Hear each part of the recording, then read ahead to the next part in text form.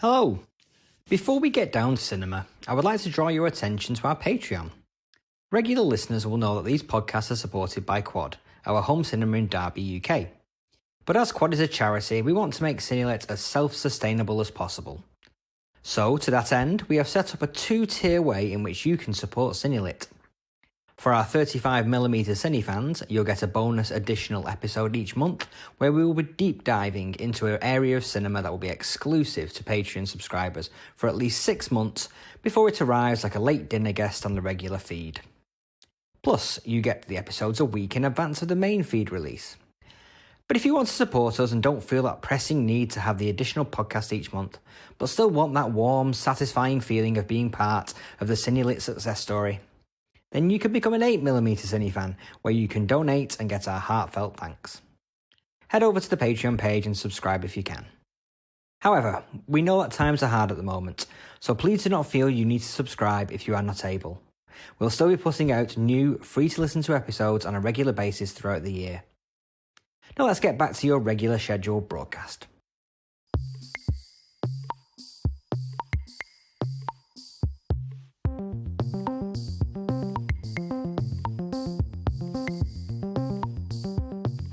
Okay, welcome to Cinelit. Perhaps strangely, for an audio-only podcast, we are looking at an actor today whose image dominates what people think of him and their thoughts about his history in cinema.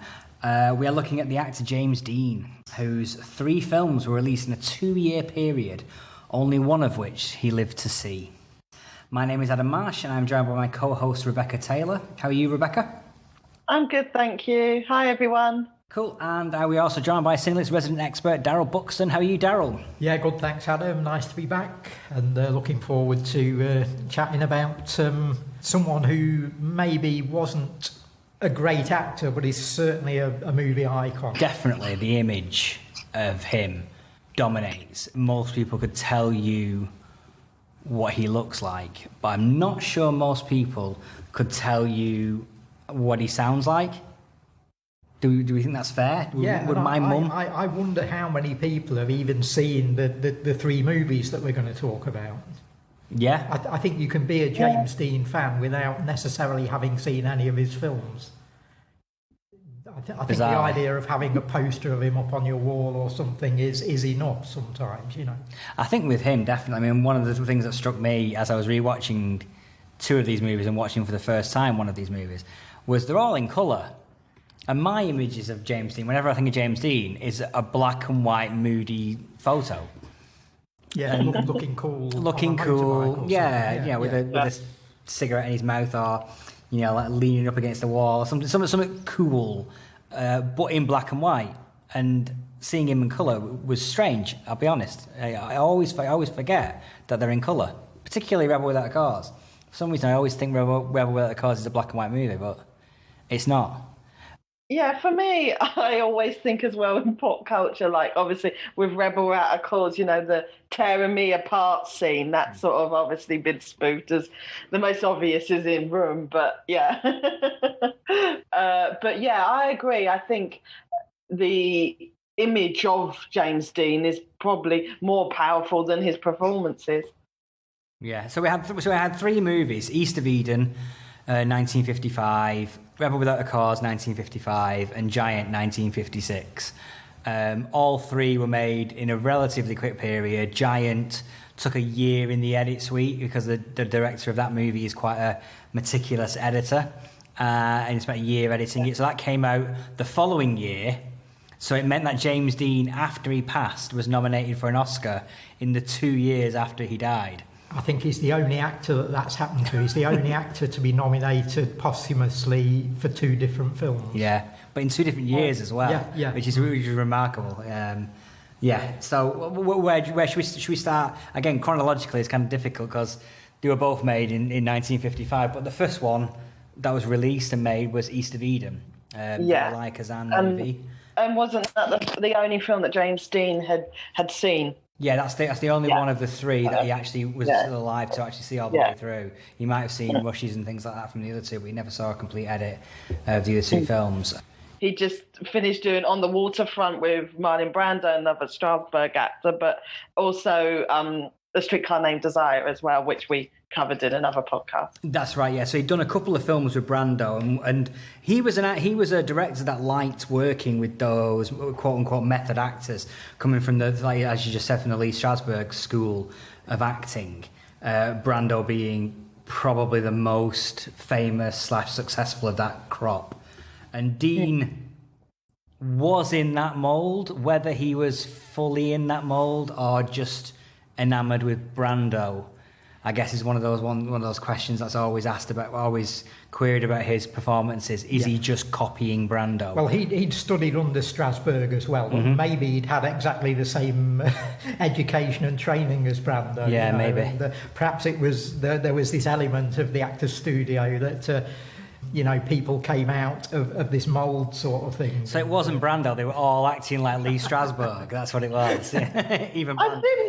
I do think there is something in that, because when you watch James Dean, if you close your eyes, you could sometimes think it was early roles of Marlon Brando. They definitely have a sort of mumbling going on, whatever that is. Yeah, definitely. Well, Kazan wanted Brando for this part, and then decided that he's 30 now, he's too old, And it was the scriptwriter Paul Osborne who somehow knew Dean or had seen him in bit parts in other films, because he'd done 4 or 5 little walk-ons uncredited in various movies, and Paul Osborne somehow knew him and said, there's this other guy who's 5-6 years younger than Brando, who's also come up through Lee Strasberg, give him a go. And they tested him, and Kazan, I don't think he liked Dean, but he thought he'd be great for the part. Well, I heard that story attributed to the author, John Steinbeck, who met Dean and didn't like him personally at all, but was like, but he's right for that role, in the sense that, we need an utter prick to play this role, and he's a prick, all right, so that'll be fine, I guess was the subtext to his comments there. I can imagine it's possible that both are true, that Steinbeck and Kazan both reacted to Dean in that way, but yeah, the script writer of East of Eden was his big champion and said, here's the new Brando, and Kazan went for it. Yeah. So. Yeah. Which is, not to jump ahead, but is strange in that Brando audition for Rebel Without a Cause. So it's kind of, they were definitely both at this sort of going for the same sort of roles. Did he audition for that, or did he? Because was it Giant or was it Rebel? Because I know they had Brando auditioning in the late 40s, didn't they? And they gave him script of Rebel Without a Cause, which wasn't the same script that was eventually filmed, and had him read from that, but it was like a blind audition rather than a specific thing, I think. Okay. But I think you can see that audition tape on the Blu-ray for Streetcar Named Desire, or the DVD for that. I think you're right, Adam. I think he was given the script but didn't realise he was auditioning. I don't think there was ever sort of like a competition between the two, because immediately they started building that competition between the two, didn't they? In the press and the gossip columns and stuff. And Brando was famous for being like, he's a knockoff, he's a rip-off, he's a facsimile of Brando, because he likes to refer to himself in the third person. What a wanker. Anyway, but let's get back to East of Eden. So East of Eden is based on the John Steinbeck novel. Or part of it, in fact, isn't it? It's because Steinbeck's novel is huge and covers a vast period of time, very much like Giant does later on. And I think they only filmed something like the last third of the book or something, which is where Dean's character comes in. Right, okay, so they're definitely tackling that, but it's obviously a Cain and Abel storyline running through both the section of the novel and in the film, and with Dean playing the Cain the Cain role, I guess. Yeah. It's interesting you say that, Daryl, because when I watched it for the first time, it kind of felt a little bit like that, like the other characters of Aaron and his girlfriend, I've forgotten her name. like they had established a relationship, and there wasn't much backstory. You sort of would jump straight in. Yeah, So it's interesting. As though you're coming out on part 4 or something. Yeah. Yeah. So it's interesting you say that. Yeah.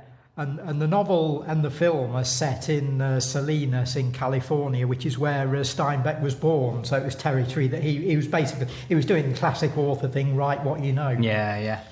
And as you say, attaching the Bible story to that, bringing that up to date into 20th century America. It's an interesting movie. It's definitely got it's got that style about it, and it brings colour, which you get from Kazan. I think Kazan had done, obviously, I don't know if it was his first colour picture for Kazan. It may have been, yes. I mean, On the Waterfront was the year before, and that's black and white, and Streetcar was a few years earlier, and that was black and white, so maybe it was the first colour. But they certainly capitalise on the colour in that sort of like sun-drenched California landscape of Salinas, and the widescreen as well. Yeah. Well, it's, in that sense, it's a typical mid-50s Hollywood movie. It's big and bold and colourful. I mean, a lot of the stuff he's doing in this role, kind of like he repeats in Rebel. I mean, Rebel Without a Cause has got the sort of rock and roll sensibility to it. And this has got no sort of chicken runs, no knife fights. What it has got is lots and lots of talk about beans, ice and lettuce. So it ain't exactly, Jerry Lee Lewis, is it? No, it's not the same, but in the sense of like disaffected frustration, anger in the character rather than the actual story. Yeah. I guess more is what I was getting at. Yeah. Now, we've already said that, Dean in sort of conventional acting terms may not be a great actor, but what he is a great, across all 3 films, and I think it starts here, he's a great electrifying screen presence. And I think that has, certainly among film fans, the people that know the films, I think that is part of what has sort of created the myth, as well as him dying young and looking cool. I think if you judge him on his screen performances, I think you can criticise a lot of what he does on screen, but you can't deny that you can't take your eyes off him. I'm not sure about that. I'm going to throw that out there. I'm not sure about that. I mean, I think there's sections of his films where he is a magnetic presence. And I think maybe it's them not knowing what they've got with him, the directors, or him not fully understanding how to be a screen actor. But there's whole sections in the bit where he just feels like he's ambled onto the screen, rather than being that magnetic set, particularly in Rebel, you find like just some sequences where you just think he's just not there. He's not engaged. I agree with that, but I sort of see that as being part of the call. That's part of the persona, that he is like this brooding presence that's just waiting to explode, and then occasionally he does explode. I think it's all part of the same thing. What about you, Becky? What do you think about Dean's sort of charisma and his whole sort of aura?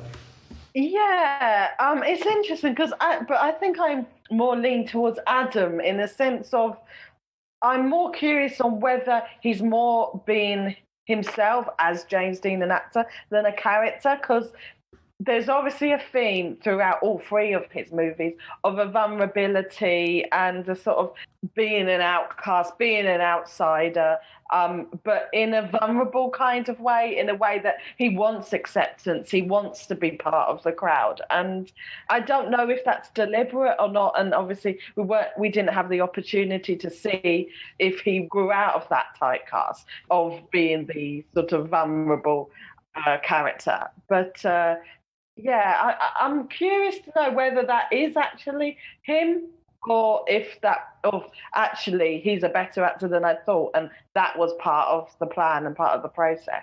There is a sense there that you're suggesting that rather than acting in these movies, he's doing more of the sort of playing himself thing. Yeah, and I'd just be curious to to sort of find out really more about his life. And there's always a question mark there, and I don't know if that's sort of part of the whole sort of persona of James Dean, and it's sort of his roles and himself have kind of been mixed up together, because we just have a real short snapshot of his life, which is sort of a teenage sort of angst that you feel when you feel not accepted and, you know, vulnerable and confused and don't know where you are in life, which obviously in East of Eden, the character of Cal is that. He's confused about his mother, confused about why he's not accepted by his father. And, you know, I'm curious to know if that was deliberate or if that was actually a bit of James Dean coming into the role. Yeah, if he is just playing himself, certainly in this first role, this first major role in East of Eden, if that's the case, if he's sort of playing himself or playing a version of himself, what did Hollywood see in that? What did Hollywood see in him? It's an interesting one, because Hollywood immediately stuck him in his first male lead in a Elia Kazan movie with a major director, major cast, and he's nominated for 2 Oscars. In the first 2 years of his acting. Granted, he died, but he's at the tippy top of the profession. Yeah, in many ways. I can't think of anyone else in the business that's happened to. That occasionally people have been nominated for their debut, but they've not sustained that. You know, in the few cases where that's happened, they've been a sort of one shot. You know, and here was a suggestion that this guy was an instant star, but there was this idea that he might actually carry that on. And then, of course, we know what happened, and that truncated it all. But there was a sense, I think, that this guy's the future. You know, almost like, as we've said, almost as though they were looking for a replacement for Marlon Brando at this early stage in Brando's career. They were already looking for the next Brando, and they thought, we found him in James Dean, and here's his career path, you know, because I think Nicholas Ray and Kazan were talking to him about doing other movies after these as well. So it's interesting that James Dean was being positioned as the person who's going to change the industry and shape the future of the industry, when lurking around in the background in 2 of those movies was one of the men who actually did that, with Dennis Hopper cropping up in a couple of small roles, and he would 10 years later. Yeah, it took him time to do, but he got there. Yeah. But that was breaking away, wasn't it? Of the Hollywood system, so maybe that's a little bit of that frustration going there, being making sort of a own seat instead of waiting for a seat at the table, sort of making your own table. You do wonder whether James Dean, had he lived, would he be seen as that? I mean, the way that wave of new Hollywood actors and directors saw Brando as being the first of them. Would they have seen James Dean in that same light, or would he have been, no, you're a studio guy, you're the enemy in some ways? Do you know what, Adam? I've got a theory on this. This is obviously total conjecture. We love total conjecture on this podcast. And a sort of personal theory, but I think if you look at the career of someone like Russ Tamblyn, it might indicate the path that someone like Dean may have gone down had he lived. Tamblyn was, getting these sort of juvenile roles, big in sort of West Side Story, of course, and he'd done a couple of other Hollywood musicals, but he was known as sort of juvenile lead, not quite as rock and roll as James Dean, but not quite as cool, but in the same sort of ballpark. What was the way he was in one of those rock and roll movies, wasn't he? From the 50s. Yeah, he did. Mamie Van Doren and something like that. He did sort of dabble in the sort of youth culture movies. Yeah. But then his career sort of waned in the mid-60s, and by the end of the 60s he was doing Japanese monster movies, and he was appearing, he'd hooked up with Al Adamson, the great cult director, and was making westerns and biker movies for Al Adamson. And I wonder if James Dean might well have fallen out of favour in that same way, because I think across the 3 films that we've seen, charismatic and electric though he is in all 3, in whole or in part, however you see it. I think we'd seen the whole box of tricks by the end of Giant. I really do, and we'll talk about that as we go through the individual films. But I think we'd sort of seen everything that Dean had to offer in these three movies, and I wonder if we'd just have ended up with a repetition of that. I think his career may well have waned in the same way that a lot of the other sort of teen and up-and-coming stars of the 50s did, Russ Tamblyn being a very good example of that. But then, by the end of the 60s, as you've already suggested, maybe linking up, he may have even got a part in Easy Rider. He might have called in a favour from his old mate Dennis Hopper, or may well have got involved with someone on the at the lower end of the counterculture and ended up doing these sort of odd late 60s, early 70s westerns, biker movies, science fiction, whatever else was going. It's impossible to say what would have happened to Dean, but I think look at the career of Russ Tamblyn and there's a possibility. Yeah, I mean, he was higher than Russ Tamblyn ever got, really. Yeah.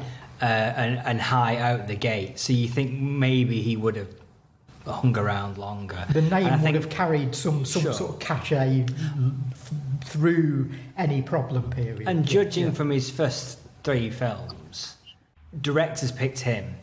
And I think a lot of what the success of people like Bogart, like those stars of that period and earlier, it's the people they work with. Yeah. And I think if Nicholas Ray or Elia Kazan decided that James Dean was the guy that they were going to work with, in a way of like a Leonardo DiCaprio, he tends to pick directors really well that he works with that have continued him at a high level in his career. I could have seen James Dean doing a similar thing.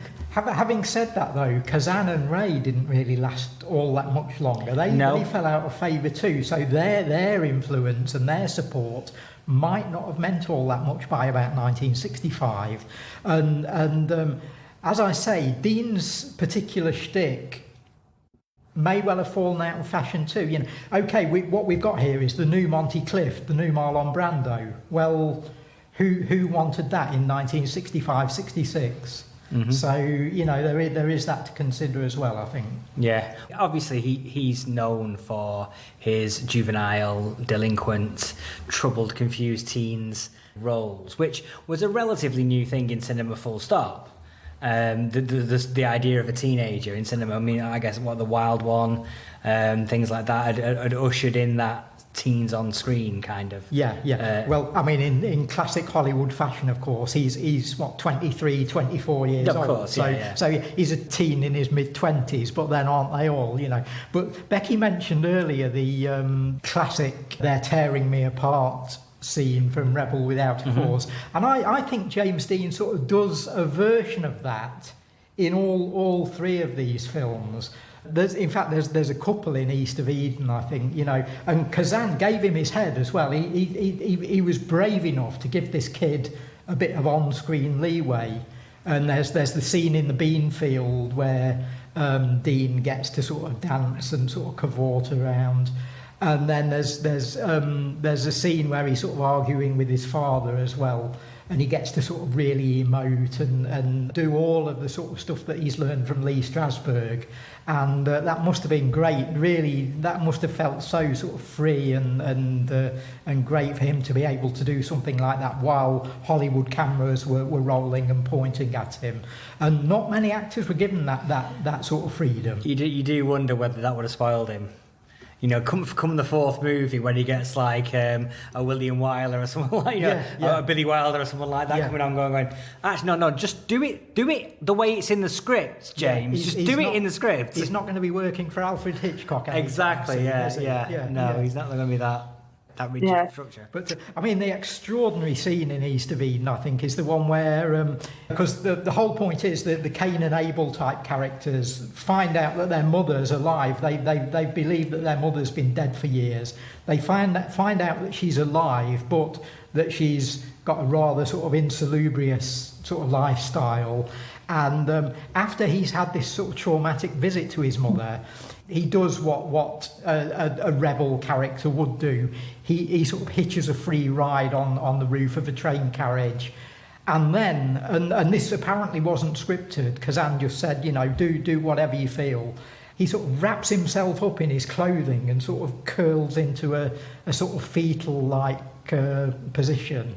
And again, it's riveting to watch, but as you say, you wonder how many times he would have been allowed to get away with that. But it's great to see in the 3 films that we've got, whenever he is given his head like that. He does get the chance to, like I say, allegedly stretches what he'd done on screen previously. He took on the role of Giant as a way of breaking free of those stereotypes, even though he'd only done 2 movies. He already was thinking, I want to do something different. Or maybe he was thinking, I can only do so much. I need to try and establish another string to my bow a little bit with Giant. But I don't know if that works, though. I see Giant as very much a part of the Dean persona. He's still doing that same shtick. He's still doing those same little acting ticks. The only difference for me is he's playing a character who ages during the course of the film. And but he ends up playing a sort of 45-year-old teenager, though. The only difference is he's wearing a Stetson. Yeah. Or he's got a bit of false facial hair on or something. But his character aged 40 is still James Dean curling up into a ball or holding his arms out to the camera in a sort of gesture of love me. But it just takes 3 hours 20 minutes to get there. I sound like I'm criticising. I actually think the performances are riveting, but it's the same performance. Well, when I say he wanted to break free of that, whether he could is another matter. I think that's what we've been talking about, whether the unrealised potential, or had we seen everything? Like you was implying that we'd already seen everything in his bag of tricks. I think he didn't get the opportunity, because I think the reason why he was fortunate to work with such experienced directors and things is because he was so perfect for the role. And I'm, again, thinking it might be something to do with him as a person, that he just represented what they were looking for. Somebody that was a bit lost, didn't know their direction, and, had some anger building up that they didn't really know. That you don't really, is going to explode at some point, but you don't know when. And I think he was fortunate that those 2 roles, in East of Eden and Rebel Without a Cause, required him to be that character. But I don't think, I think he never had the opportunity to break out of that stereotype, because even though in Giant he's not a teenager, he's still, again, battling with the ideal version, or the seeking approval, in more of the sense of with Elizabeth Taylor's character of Leslie, like he, instead of with the parents, he's now looking at the love interest because he wants acceptance. So it's sort of, I just feel like even though Giant's is a bit more removed from the first 2 films, again, he's still stereotyped as that person that's misunderstood and an outcast. And I think I don't know, he could have gone on to break out of that stereotype, but I think it's unfair to, he didn't really have an opportunity to demonstrate that. Again, I guess the thing is simply, we'll never know. Yeah. I think the thing about Giant, which I found jarring, and I don't know whether it's just me, because he is the embodiment of that delinquent teen, and you see him in East of Eden as a teenager, and you see him, quote unquote teenager, and then you see him in Rebel Without a Cause as a teenager, and then you see him in Giant, and he's supposed to be older, isn't he? Yeah, well, early 20s kind of thing. Early across 20s. a period of time, isn't No, it? I mean initially at the start. I think he's not. I think he's probably more playing his sort of real age at the start, and then he ages into his 40s. So he's supposed to be mid-20s, but I think. I don't think the pairing of him and Elizabeth Taylor works, in the sense that he looks like a boy and she looks like a woman, and Rock Hudson looks like a man and he looks like a boy, and I don't think the triangle works for me in that way. See, I think it does, because again, he's being that stereotype again of seeking approval. a sense of she is the older woman, but it's again seeking approval from somebody older than you. I still think that's still part of a stereotype. And then that's part of the story, I think. Yeah, I see it as being, it's just Hollywood glamour casting, and whether it works or not doesn't matter. What matters is the names on the poster, Yeah. And even in Giant, there's even, as, the progression of time is shown in all kinds of strange ways, one of which is the greying of the hair of these three central characters. And even when they get sort of flecks of grey in their hair, Rock Hudson, Liz Taylor and James Dean all still look as glamorous as it's possible to look, and so even that aging process, Hollywood can't accept that, and it still has to make them look amazing, and it does. So yeah, I don't think you're necessarily supposed to buy that as real. You're supposed to just accept this is a big brassy Hollywood product. We've got these three major stars for you. Enjoy, and if you're going to pick at it, you're the wrong audience. I think I think Giant's one of those interesting films where I don't necessarily think that James Dean is a good fit for that kind of film, even though the character is a good fit for him. Being in that kind of movie, I feel like he doesn't belong in that kind of movie. Is that because of the presence of other stars? Do you think it doesn't work alongside the other stars? Yeah, I think it's the world. I think James Dean, in some ways, is that he is that delinquent, that character actor, that sort of like method actor, the guy who's going to pour his heart into the role. And this is just like stand next to the horse kind of a film, isn't it? It's like, look at the magnificent vista of this 595,000 acre land, and look pretty on screen. And I don't know whether he fits that kind of a movie. Whereas Rock Hudson fits that kind of movie. Yeah. Elizabeth Taylor fits that kind of movie. What supports your view there, Adam, is the fact that James Dean does get to do his emoting and his ranting at the camera, but he does it at a point where his character is in his 40s and he's become a success. So it's not the teenage rebel doing all of that suddenly. It's like you say, it's a guy in a cowboy hat. I disagree, because I think the whole point of the story is that he gets those riches. He has all of that success, but he doesn't have what he's searching for. The same way is with East of Eden. He makes a success with his business, but he still doesn't seek the approval of his father.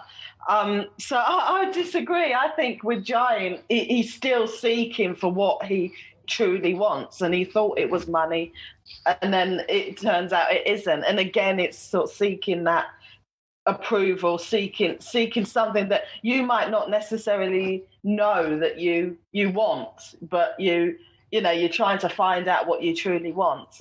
So I disagree with that. I agree that the character, that's what the character's doing, and that's what the character fits the story. I just don't know whether that would have been better served to have Paul Newman playing the role instead, or someone like that. Whereas just James Dean, even at that point, for instance, I couldn't see Marlon Brando in this kind of a movie either. So does the part need an actor? It needs a star, an image. an actor star image, but like someone who's not worrying about like having his emoting scenes and things like that. I do take Becky's point though, because I think there can be a sense with this character, even though he ages and even though he gets success and he ages into his 40s.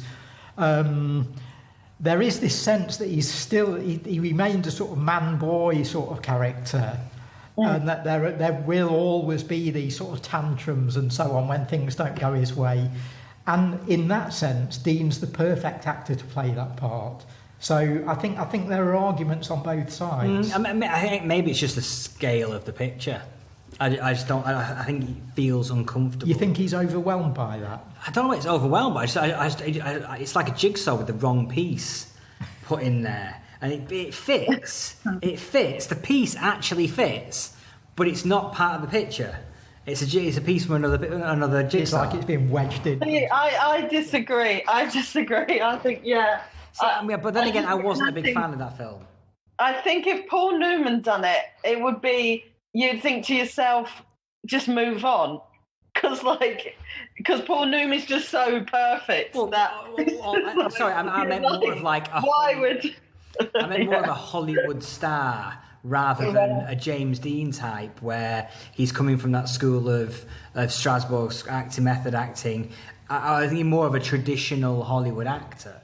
Yeah, Newman is a good fit because I think Newman could sort of do both. Yeah, but he is a very pretty man. So it's kind of like maybe I mean that movie would have been the shortest movie ever because Elizabeth Taylor would rock up at the ranch in Texas and go, "Oh my God!" and then the movie's over and she's run off with Paul Newman. It's like done. Yeah. But I think that is why James Dean is perfect for the role, and it says that he's not quite there. He hasn't got the confidence and the charisma that is needed, that character hasn't, and then James Dean hasn't. So I feel like if it was a more established actor or, like a Paul Newman, they would have the confidence to say, and get there and not have to seek approval from other people. And that's why I just feel like the whole of James Dean's work was very much, there's a theme of seeking approval from somebody. Whether it doesn't make sense or not, you think to yourself, why do you need approval from that person? But there always is a theme. He's always looking. And I think that Giant fits in with that. It's sort of taken a few years later.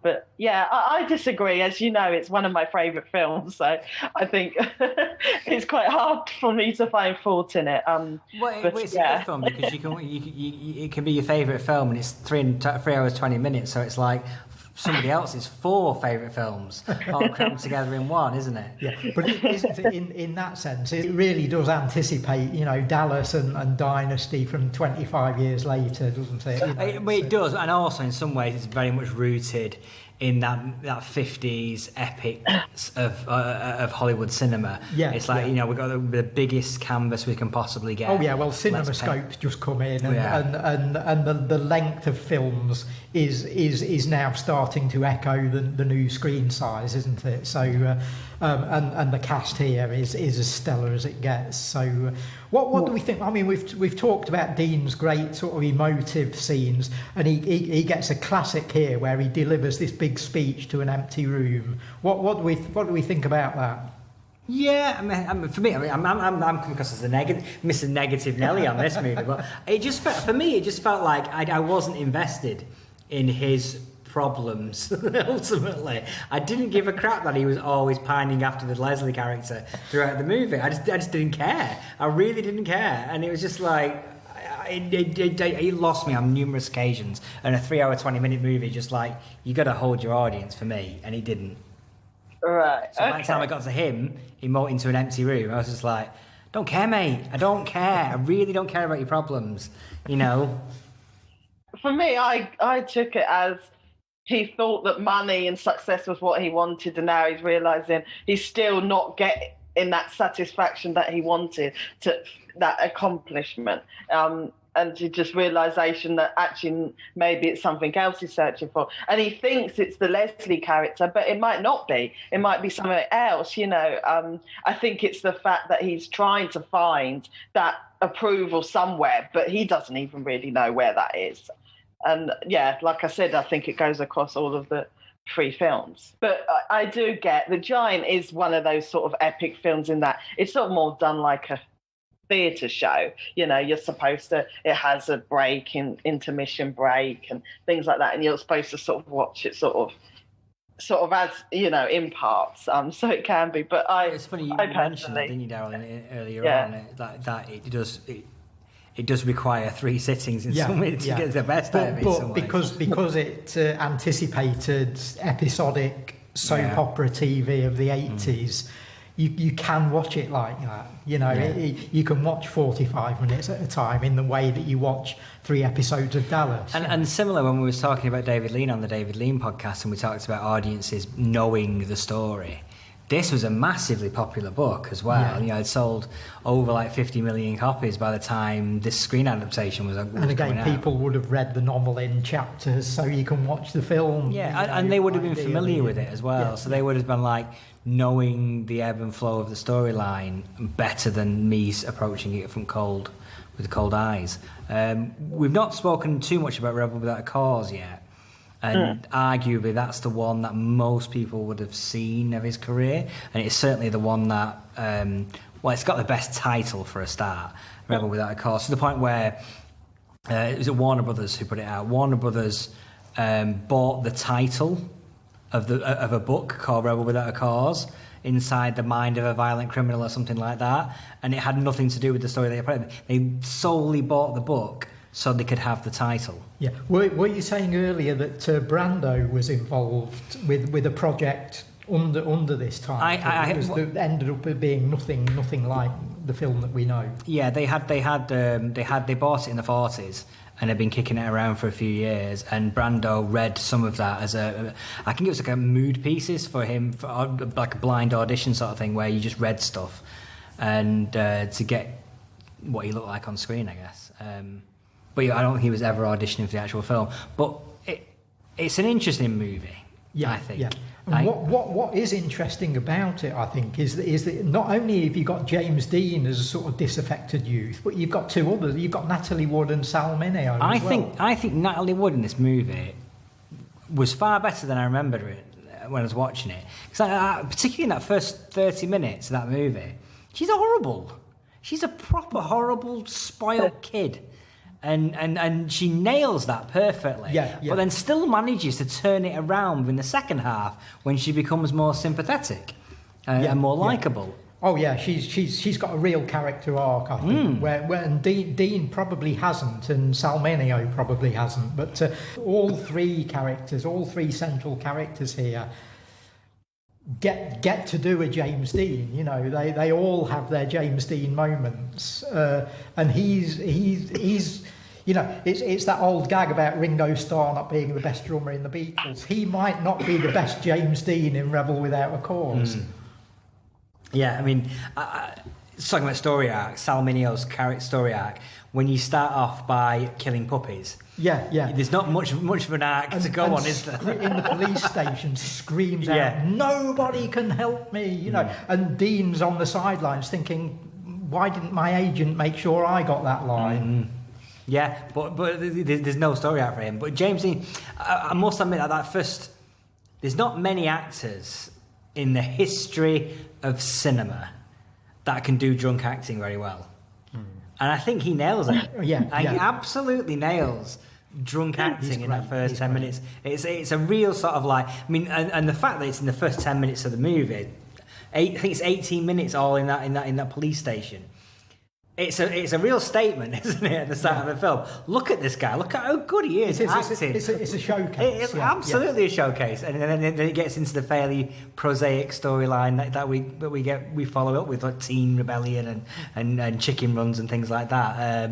But that first 20 minutes, it's just like, this is what this kid can do. Yeah. One thing I love in Rebel Without a Cause, and I'd say if people watch the film again. We've said how great the three juvenile leads are. That goes without saying. Watch the performances of the older characters. Watch the performances of the actors playing Dean and Natalie Wood's parents, and the way they're established character players in Hollywood. They've all been through the mill. They've been around for years. They're suddenly having to play against this new whirlwind force of youth that has hit Hollywood in the mid-50s, and look at how professionally they deal with that. But they channel that in some ways. I mean, because actually not understanding your kids is kind of the subtext of those actors. Yeah. Not understanding this new wave of actors. They're canny enough to feed into that and make that part. Oh, exactly. I mean, there's that famous. famous Laurence Olivier quote about Dustin Hoffman, where he's like, Dustin Hoffman is a marathon man. I'm getting ready for a scene, so I'm going to run around the block so I can look out of breath. And he's like, "Have you tried acting, kid?" It's like, and it is that kind of like. But in this case, it's more of a case of like, all right, let's go along with this. Let's see what we can do. And I think the interesting thing about those parents is they're not your stereotypical 50s parents that you see in any number of sitcoms or films of that period. They're very different types of characters. Yeah. You know, they're not your... My parents don't understand me, man, and they're really stern. Yeah, and they're not completely establishment, are they? Not at all. They are sort of forgiving and trying to sort of understand their sons and daughters, you know. Yeah. And there are some great scenes there. I think some really good interplay. Yeah, I think that's one of the real pluses of this movie, is that those characters, they are trying to understand these characters, and it's not like as do the police and all of the authority figures in the film. Exactly, and the kids sort of don't want that. They're more establishment in a way, in that they want to be rebels, and it's like, all right, the older generation aren't letting us rebel. They're trying to sort of get in on this, you know. We don't want that either, you know. but I mean, it's definitely. I think it adds to the layers to the film. I agree. That potentially, like something like the Wild One, is not there. You know, you have is that the one where what you're rebelling against? What do you got? Kind of thing. Yeah. And it's just like, you know, there's not that there. We want to understand what's going on with you. That's much more black and white, cut and dry. Absolutely, yeah. You know, it's much more. Yeah, it is. You've got boundaries there, whereas in Rebel Without a Cause, the only potential boundaries are actually being put up by the kids. You know, that sort of gets in the way of their happiness. You know, whereas if the parent figures had that and the authority figures had their way, you know, the kids could be assimilated into a nice lifestyle. You know, and they're so sort of caught up in whatever they think their troubles are inside their minds that they can't sort of see beyond that. They're so busy caught up in their own drama that they can't see a good thing coming of it. They're the sort of restrictive figures in the movie, you know, and in that way, it's a very modern film. Yeah. You know, it's 1955, so it's over 50 years old. Yeah. And it's like you can see that kind of dynamic in a movie now, in movies that are released nowadays, where you have the parents trying to understand the difficulties that their kids are going through, and those nuances being heightened. You can really see that in it's very ahead of its time in that respect. Yeah. I mean, in sort of symbolic terms, it's noticeable that the big knife fight in the movie takes place around a telescope. They're actually fighting around a standing telescope, one of these things that looks out over the bay or something. And again, the idea there that they're fighting around the symbol of you know, sort of looking into the future or into the distance, and they're ignoring that because they just want to sort of cut each other up, you know. Yeah. And the kids are in their own little world. You get that with the chicken run as well. There's a nice little visual there where when they play the game of chicken on the cliff edge, you know, all of the teenagers line their cars up to make a sort of run, a sort of makeshift road up to the edge of the cliff, and they all switch on their car headlights, and that's actually echoed by the police headlights right at the very end of the film. Okay. So you know, maybe these worlds aren't so far apart after all. Yeah, I mean, I watching it again, I saw it years ago. I always thought it was the lesser of the three. And now I'm not too sure after watching it again. There's a lot more layers to this movie than I originally thought there was. And not in the least in just James Dean's performances, but in the whole cast. I think there's a tendency to write it off a little bit as, it's a sort of JD film. It's you know, it is a sort of rock and roll, kids with knives, hoodlum movie, and there's a lot more to it. Yeah, I mean the knife fight is a perfect example of that. It doesn't quite go as the way I was expecting it. It kind of starts off as a big knife fight and then just kind of, but it's a knife fight where neither of them want to be in the knife fight, which I think is fascinating. It's not normally, it's just like, click, come on, kid, we're gonna fight, you know. And here it was more a case like, do you want to fight? You fight first. No, you fight. It was like, all right, and they kind of like begrudging. It's not West Side Story. No, is it? not at all. I think there's definitely a really interesting layer on what they're doing and what they want to actually do in this movie. It runs right through it, I think. What do you reckon, Becky? Does it speak to you? Yeah, I would say I'm the opposite. I'd say it's my least favourite out of the three. But yeah, again, I agree with you in the sense of the way the first time I saw it, the way it portrays the parents, they're not that cliche establishment parents at all. And yeah, it talks to me in the sense of, being misunderstood again. But I think it focuses too much. Well, like the impression is that it focuses too much on that. And I kind of feel like there's more to it than just that sort of teen angst sort of against the parents. And I think Sal's character is interesting as a sort of, what's the word? Catalyst for the story to go on. But yeah, I'd say it's my least favourite one. Because it's the one, whenever you see a photo of a James Dean movie, it'll be that movie. It's a modern movie. It's modern for the 1950s, whereas the other two were set in, were period pieces. Yeah. And it's very much of its time in that respect. Maybe that's why, on one hand, it's got the most profile, but equally it's easily dismissed because of its contemporary of the 1950s. Whereas the other two, because they were period pieces at the time, they're almost timeless in that respect. This is a very much a 1955 film, isn't it? But having said that, the second half of the whole second half of the movie is very, very interesting because it almost becomes like a little juvenile teenage version of Sunset Boulevard or something like that. The three main juvenile leads go off to this weird abandoned mansion, and there's this whole routine where Sal Mineo sort of pretends to be an estate agent, and James Dean and Natalie Wood sort of act like a couple as though they're looking around the place, and they sort of joke about how much they're going to pay for rent and so on. And it's got this old abandoned swimming pool and dead leaves everywhere and stuff, and it really does have that sort of Sunset Boulevard sort of ambience, and this takes up a good portion of the second half of the film. I'm sure the audiences at the time who'd all gone in to see knife fights and things like that were sort of baffled by halfway through when it took this turn. I mean, this film was released just a month after James Dean died in a car accident, and then this movie, which has a fairly high-profile car accident sequence, that was too good an opportunity for Warner Brothers to miss, wasn't it? Yeah. And they had to cash in on that straight away. Advertising, yeah.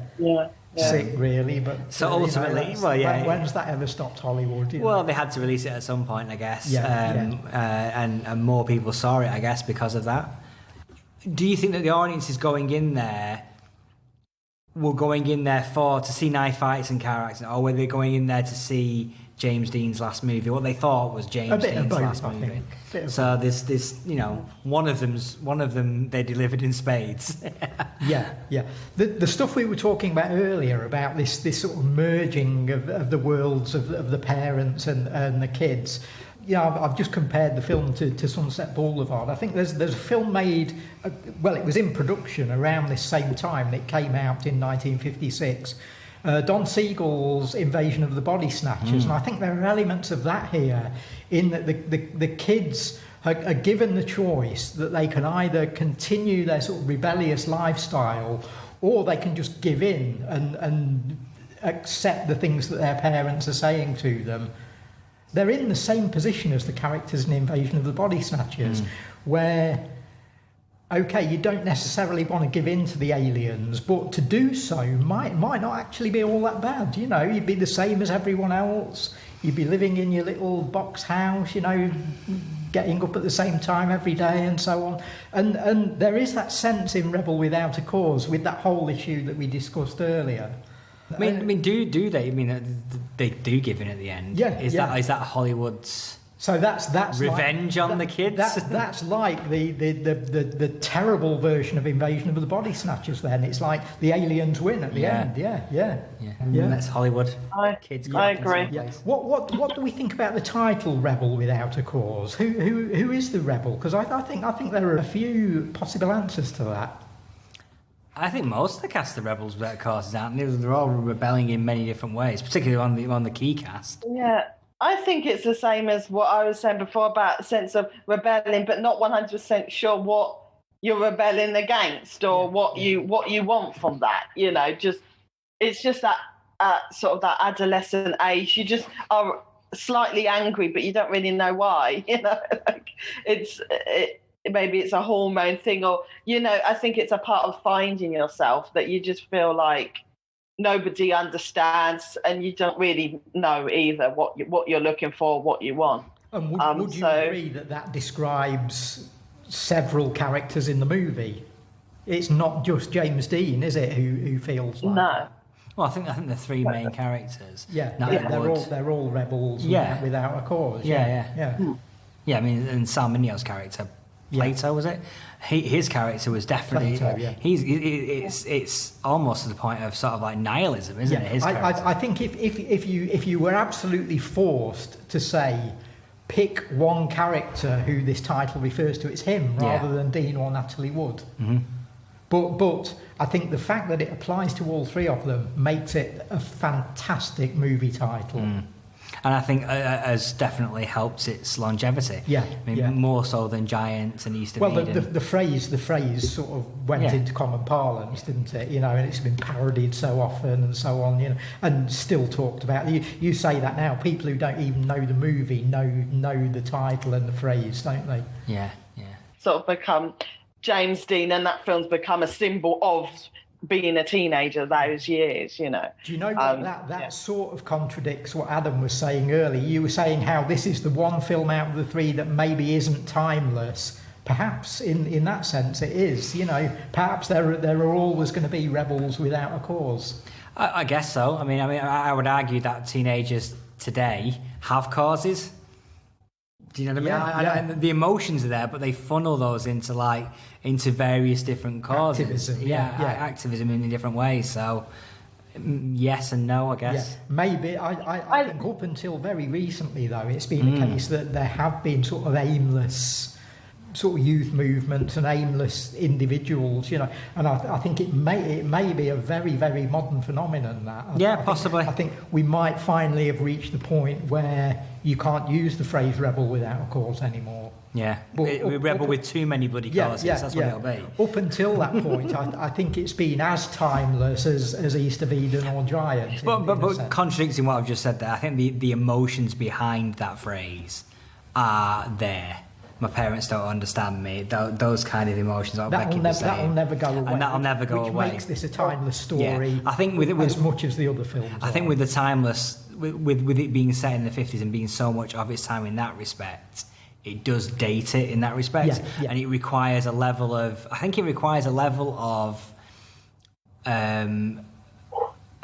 film knowledge to be able to pass that.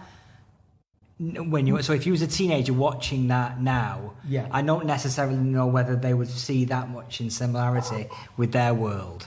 Yeah. Whereas when they're in the 20s, or you know, just a few years later, they might watch it again and go, "Oh yeah, I was just like that when I was a teenager." Yeah. Yeah. I think the spirit behind it, or that sense of like no one understands me, is timeless. But I think that aspect of really, you know, of the sort of establishment before then, things were a lot less, you know, like for instance in fashion and things, like the girls tended to wear similar clothing to their mum, and it's sort of leading up to that counterculture of the 1960s of having your own identity as a teenager, as an adolescent person. So I think it's very sort of dated in the sense of the way that they portray that. The spirit is timeless, the sense of not understanding, feeling that your parents don't understand you, and, you know, and misunderstood.